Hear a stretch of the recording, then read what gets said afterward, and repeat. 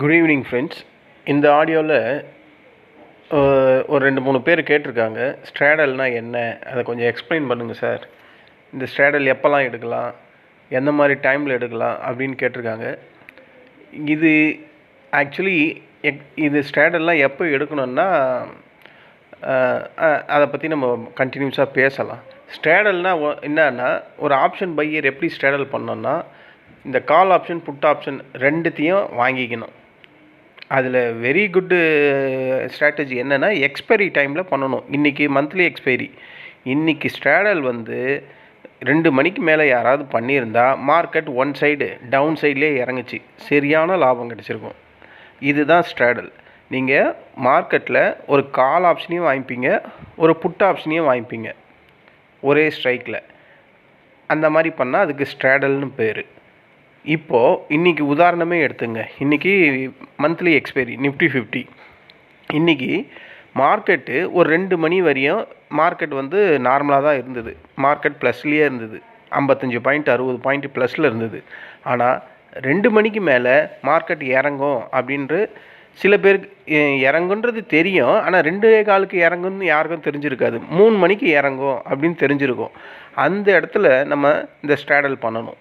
இந்த ஸ்ட்ராடல் பண்ணால், அதாவது நான் சொன்ன மாதிரி ஒரு காலையும் ஒரு புட்டையும் ஒரே ஸ்ட்ரைக்கில் இருக்கிறத பை பண்ணிக்கணும். பை பண்ணால் இன்றைக்கி மட்டும் நம்ம பண்ணியிருந்தேன்னு வச்சுங்க, ஒரே ஒரு லாட்டு ரெண்டுத்துலேயும் 2 ப்ரீமியமும் நம்ம வாங்கிட்டா, இன்றைக்கி மார்க்கெட் 150 பாயிண்ட் கிட்ட இறங்கினான் 2:15 3 வரையும்.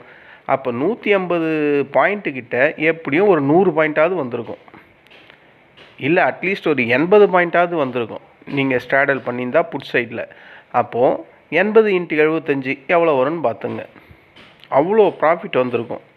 இதுதான் அடித்தா ஜாக்பேட் அப்படின்னு சொல்லுவாங்கள்ல, அந்த கதை தான் இந்த ஸ்ட்ராடல்லாம். இன்றைக்கி பண்ணியிருந்தால் ஃபஸ்ட் கிளாஸாக வந்திருக்கும். இது எப்பப்பெல்லாம் பண்ணணும், எப்படி பண்ணணுன்னா, மார்க்கெட்டு நமக்கு எந்த டைரெக்ஷனில் அது மூவ் ஆகும்னே தெரியாது. எந்த டைரெக்ஷனில் வேணாலும் எப்போ வேணால் மார்க்கெட் மூவ் ஆகும். ஏன்னா மார்க்கெட்டோட டைமென்ஷன் நம்ம யாருக்குமே புரியாது. ஆனால் மார்க்கெட்டில் கண்டிப்பாக ஒரு டவுன் ட்ரெண்டோ ஒரு அப் ட்ரெண்டோ கண்டிப்பாக வரும் அப்படின்னு திங்க் பண்ணுவோம்ல, அந்த மாதிரி நேரத்தில் தான் இந்த ஸ்ட்ராடல் பண்ணணும். இன்றைக்கி பாருங்கள், மார்க்கெட் ஒரு டவுன் ட்ரெண்டு வந்திருக்கு. ஸ்ட்ராடல் கண்டிப்பாக ஃபஸ்ட் கிளாஸாக ப்ராஃபிட்டபுளாக முடிஞ்சிருக்கும் பண்ணவங்களுக்கு. இது எப்போல்லாம் பண்ணணுன்னா, என்ன மாதிரி நியூஸஸ் இருக்கும்போது பண்ணோன்னா, ஒரு பெரிய சைடு மூமெண்ட் வரப்போகுது இன்றைக்கி மார்க்கெட்டில். ஏன்னா இன்றைக்கி மந்த்லி எக்ஸ்பைரி டேயில் பண்ணணும். மந்த்லி எக்ஸ்பைரி டேயில் பண்ணலாம். அப்புறம் ஆர்பிஐ மீட்டிங் நடக்கும்ல, நம்ம ஆர்பிஐ மீட்டிங் அந்த நேரத்தில் பண்ணலாம். பட்ஜெட்டுன்னு சொல்லுவாங்களே, அனௌன்ஸ்மெண்ட், அந்த இடத்துல பண்ணலாம். எலெக்ஷன்ஸ் ரிசல்ட்டு ஈவெண்ட்டெல்லாம் வரும்ல, அப்போ பண்ணலாம். அப்புறம் கம்பெனியோட ரிசல்ட்ஸ் வரும்ல, பெரிய பெரிய கம்பெனியோட ரிசல்ட்ஸ், அப்போ பண்ணலாம்.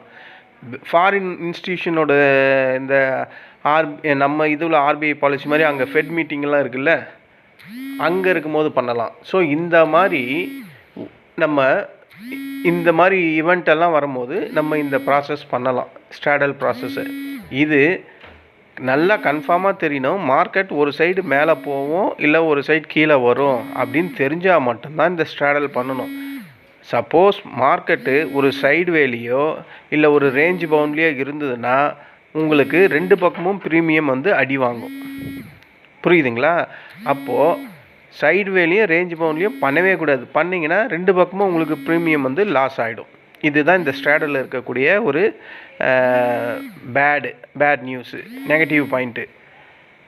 ஆனால் ஒரு சைடில் மார்க்கெட்டு மேலே சல்லுன்னு போயிடுச்சின்னு வச்சுங்க, உங்களுக்கு சரியான ப்ராஃபிட்.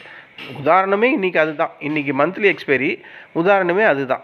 அப்போ மார்க்கெட்டில் ஒரு 2:15 மேலே என்ன மாதிரியான ஒரு டவுன் ஆச்சு, அப்போது நம்ம ஸ்ட்ராடல் ஒரு புட் ஆப்ஷனை வாங்கியிருந்தால் அது என்ன மாதிரி ப்ராஃபிட் வந்திருக்கும்.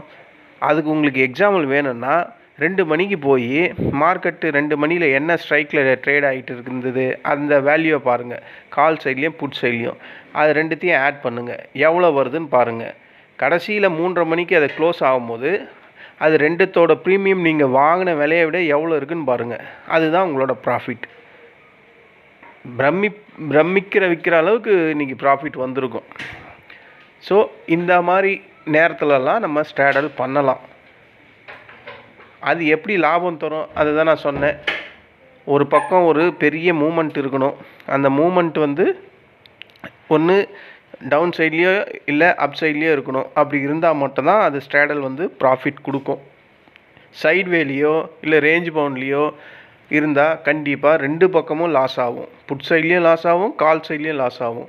ஸோ இதை நம்ம நல்லா தீர்மானிச்சுக்கணும். மார்க்கெட்டு ஒரு சைடு எப்போ இறங்க தான் போகுது இல்லை ஏற தான் போகுதுன்னு தெரிஞ்சால் மட்டும்தான் இந்த ஸ்ட்ராடலில் நம்ம கை வைக்கணும். இதில் இந்த ஸ்ட்ராடலில் ஏன்னா நம்ம எல்லாமே ஸ்ட்ராடல் பண்ணும்போது எல்லாம் அட் த மணி தான் எடுப்பாங்க. மோஸ்ட்லி அட் த மணி எடுக்கும்போது ஒரு எக்ஸ்பைரி டைமில் எடுக்கும்போது என்ன ஆகும்னா டைம் டீக்கேல அடி வாங்கும். ஏன்னா அட் த மணின்றது கான்ஸ்டண்ட்டாக அதே இடத்துல இருக்க போகிறதுல மூவபிள் ஆகிட்டே இருக்கும். ஸோ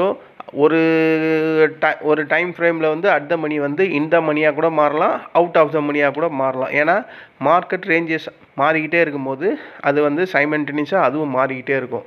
ஸோ அப்போது அது அவுட் ஆஃப் த மணி ஆகிடுச்சுன்னா தீட்டா எஃபெக்ட் ஹெவியாக இருக்கும். அப்போது உங்களுக்கு ப்ரீமியம் வேகமாக குறைய ஆரம்பிச்சிடும். வலாட்டிலிட்டி ரொம்ப குறைவாக இருந்ததுன்னா அந்த இடத்துல உங்களுக்கு லாஸஸ் கண்டிப்பாக வரும். இந்த மாதிரி ஸ்ட்ராடலுக்கு வலாட்டிலிட்டிக்கு பஞ்சமே இருக்கக்கூடாது. ஏறிக்கணும் பெரிய லெவலில் இறங்கினோம் இருக்கணும்.